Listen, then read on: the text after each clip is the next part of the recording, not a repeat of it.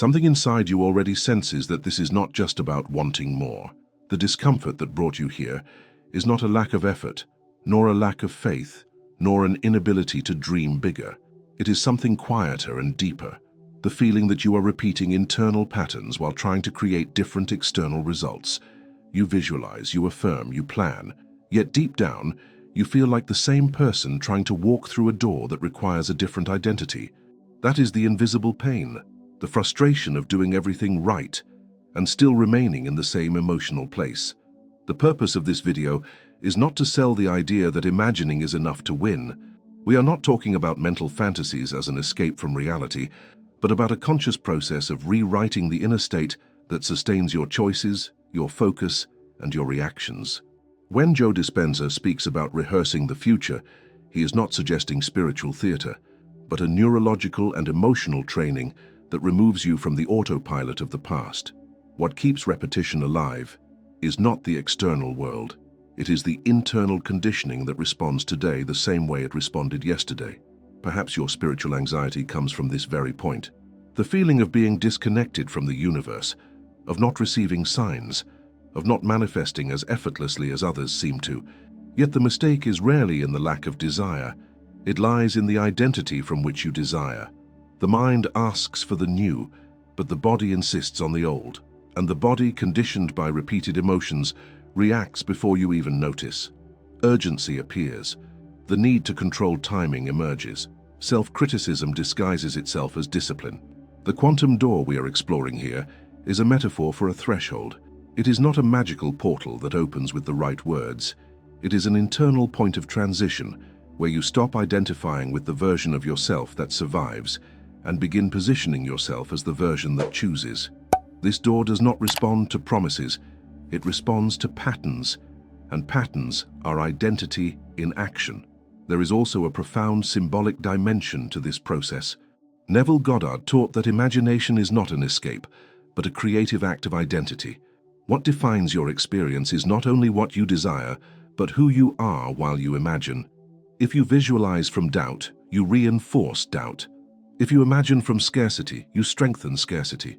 The mental scene may be the same, the internal state changes everything. What you will receive here is not a series of motivational phrases, but a clear operational map, how mind, emotion, body, and action align to sustain a new identity.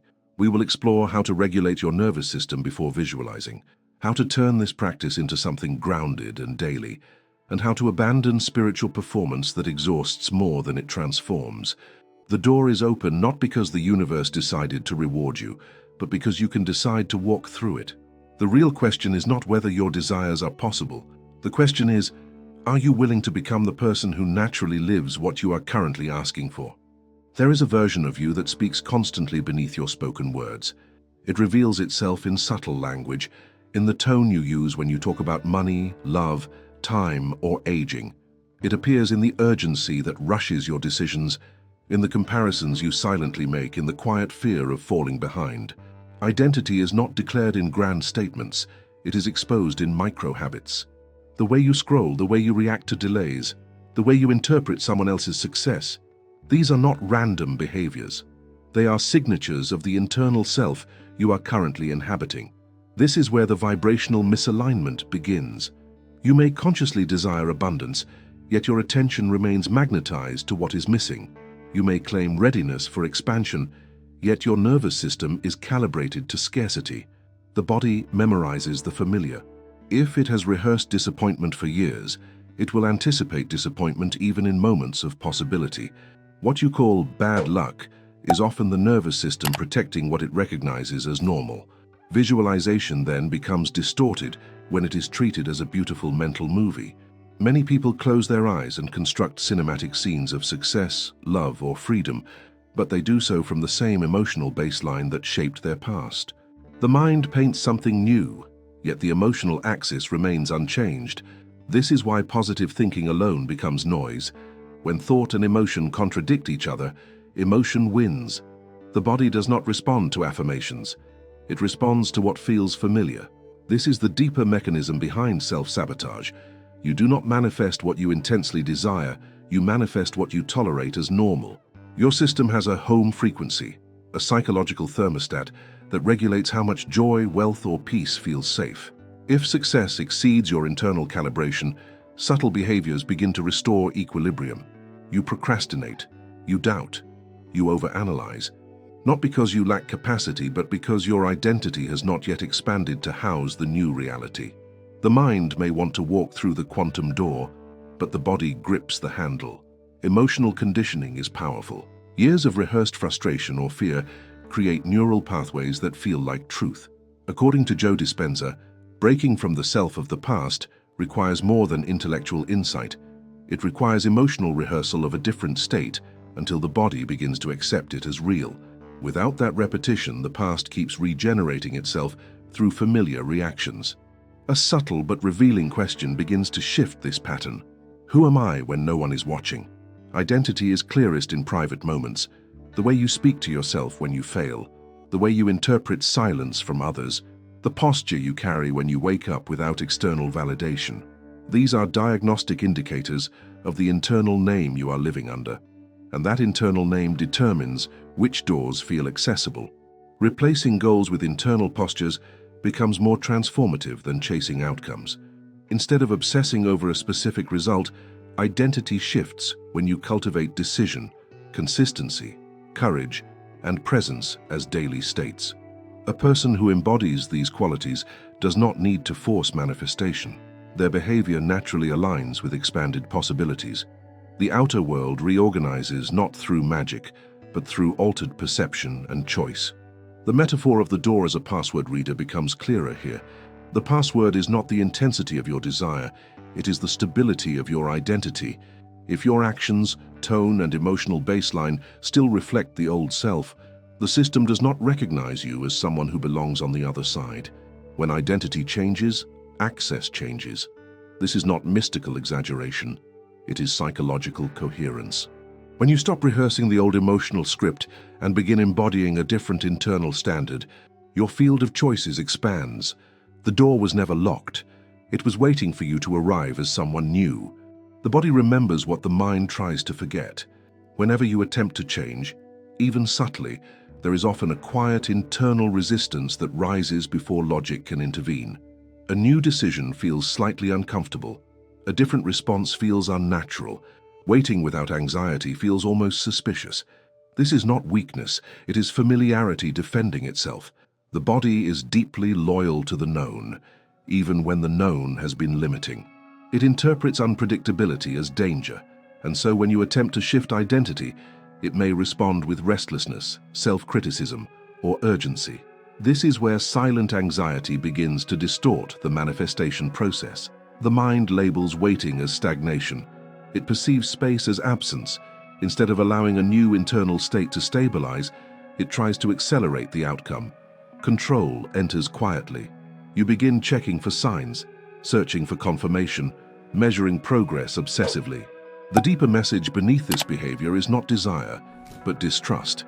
The identity attempting to manifest still believes that if it does not manage every detail, everything will collapse. There is also a misunderstanding around the idea of ease. Ease is often confused with passivity, as though letting go means doing nothing. In reality, ease is internal coherence. It is the alignment between thought, emotion, and behavior without theatrical spirituality. When you speak about abundance but internally feel threatened by other people's success, there is friction. When you declare confidence yet avoid necessary conversations, there is contradiction. Coherence removes that internal static. It does not eliminate action, it refines it. Modern neurobiology adds another layer to this dynamic. The constant search for external validation stimulates dopamine cycles that temporarily soothe insecurity. Each sign, each small piece of evidence, becomes a quick reward, but the nervous system adapts quickly. What once reassured you now feels insufficient. The search intensifies. Presence weakens. Instead of embodying the new identity, you become addicted to proof. This dependency fragments the very state you are trying to stabilize. There is a paradox hidden here. The more tightly you grip the desired outcome, the more you reinforce the identity that doubts its arrival. Control is often a disguised form of fear. It communicates to the subconscious that the future is unsafe unless managed. According to Joe Dispenza, Repetition of elevated emotional states gradually convinces the body that the future is not a threat, but a possibility. The body must be taught safety and expansion. Without this emotional repetition, intellectual belief remains superficial. This is why internal regulation precedes effective visualization. When the nervous system is overstimulated, imagination becomes distorted by urgency. A calmer physiological state allows the mind to project forward without desperation. Slowing the breath, relaxing muscular tension, and grounding awareness in the present moment begin to recalibrate the internal thermostat. Only then does visualization become rehearsal rather than escapism. A simple rhythm emerges from this understanding. First, the body settles. Then the mind imagines from a coherent emotional baseline. Finally, behavior reflects that imagined identity in small but consistent ways within the same day. Not dramatic reinventions, but subtle alignments. A boundary expressed calmly. A decision made without overanalysis. A task completed without internal drama. These microactions communicate to the nervous system that change is not dangerous. The metaphor of the internal thermostat clarifies the process further. You may open the quantum door and glimpse a different future, but if your emotional thermostat remains calibrated to the old temperature, you will unconsciously return to familiar ground. Identity change is not a single moment of inspiration. It is gradual recalibration. With repetition, the unfamiliar becomes natural. When internal coherence stabilizes, ease no longer feels passive. It feels steady. The door does not swing open through force. It opens because the person standing before it no longer trembles at the threshold. For many, the most discouraging moment arrives not in failure, but in the attempt to imagine something greater. The mind accelerates, images blur, and a quiet voice whispers that it all feels artificial. There is a sensation of pretending, as though stepping into a future self were an act of self-deception rather than transformation. Beneath this discomfort lies an older wound, the fear of hoping again and being disappointed again. When past efforts did not produce visible change, the system learned caution. It became safer to remain skeptical than to risk emotional investment. Visualization, in this context, is often misunderstood as the ability to see vivid cinematic detail. Yet clarity of image is far less important than coherence of state. Some people never produce sharp mental pictures, but they can access a consistent emotional tone. That tone carries more neurological influence than visual precision. The nervous system responds to felt meaning, not artistic imagination. When internal posture shifts, when the spine subtly straightens, when the breath deepens, when self-dialogue softens, the body begins to register a different version of self. The distinction between fantasy and direction becomes critical here. Fantasy numbs. It creates temporary pleasure detached from action. Direction reorganizes priorities. It subtly influences how time is used, how conversations are navigated, how decisions are filtered. A fantasy about financial freedom may entertain the mind. An identity aligned with responsibility, focus, and self-trust gradually restructures daily behavior. The difference is not in the scene imagined, but in the continuity of state that follows. A deeper reversal of expectation also emerges. The most significant scene in guided visualization is not the triumphant outcome, not the award, the relationship, or the external recognition. It is the moment of transition within the self, the instant in which you cross an internal threshold and feel different before anything external confirms it. This shift often appears subtle. There is less reactivity, less internal argument, less need for immediate validation. The external world may look identical, but perception has reorganized. Life responds more readily to changes in operation than to changes in request. When you alter how you interpret setbacks, how you handle silence, how you respond to uncertainty, you alter your interaction with reality itself. The quantum door, as metaphor, opens not because the universe was persuaded, but because your behavioral field expanded. What once triggered contraction now evokes measured response. What once provoked insecurity now invites curiosity. A structured internal rehearsal deepens this transition. The first scene centers on crossing the threshold itself. You sense a decisive moment in which the former identity loosens its grip.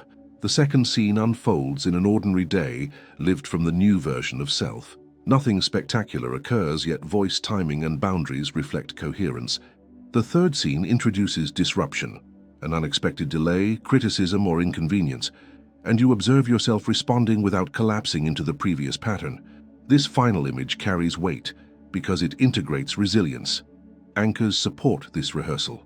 A brief phrase that captures identity rather than outcome. A subtle physical gesture that reminds the body of alignment. A short written reflection after the practice that captures emotional tone rather than external prediction. These elements transform visualization from isolated event into embodied continuity. The metaphor of director and actor clarifies the process further. Writing a script is insufficient if the performance lacks conviction. According to Joe Dispenza, mental rehearsal activates neural pathways similar to lived experience. The brain does not fully distinguish between vividly felt rehearsal and reality. Over time, this rehearsal stabilizes new circuitry. You are not escaping the present. You are preparing the nervous system for a different future. When identity rehearsal becomes consistent, imagination no longer feels like pretending. It feels like preparation. The door remains symbolic, yet the transformation becomes tangible in posture, tone, and choice. And that subtle shift begins to echo outward in ways that no longer require force. There is a fragile phase in every internal transformation that rarely gets acknowledged. It appears a few days after enthusiasm fades, when nothing dramatic seems to have changed. The external world looks the same. The inbox still fills. The bills still arrive. The same faces respond in familiar ways. At this point, doubt begins to whisper that perhaps nothing is happening at all. The old identity watches closely, waiting for evidence that the effort was naive. This is the psychological threshold where many silently withdraw. What often goes unnoticed is that transformation first reorganizes perception before it reorganizes circumstances. The early signs are internal, a delayed reaction instead of immediate defensiveness, a pause before speaking, a moment of clarity where there used to be confusion. Yet because these shifts are subtle, the conditioned mind dismisses them. It has been trained to value spectacle over stability. When visible signs fail to appear quickly, discouragement becomes louder than progress. There is also a delicate distortion around the idea of signs themselves. Interpreting every coincidence as confirmation can create dependence. The mind begins scanning reality obsessively, searching for reassurance. This hypervigilance fragments presence. Instead of inhabiting the new identity, attention becomes scattered across external validation. The deeper issue is not whether signs exist, but whether identity requires them in order to remain stable. When coherence depends on constant proof, it remains fragile. Authentic reconnection differs profoundly from spiritual performance. Performance speaks eloquently about alignment while internally negotiating fear. It adopts the language of transformation without embodying its emotional steadiness. Reconnection, by contrast, feels quieter. It does not need to announce itself.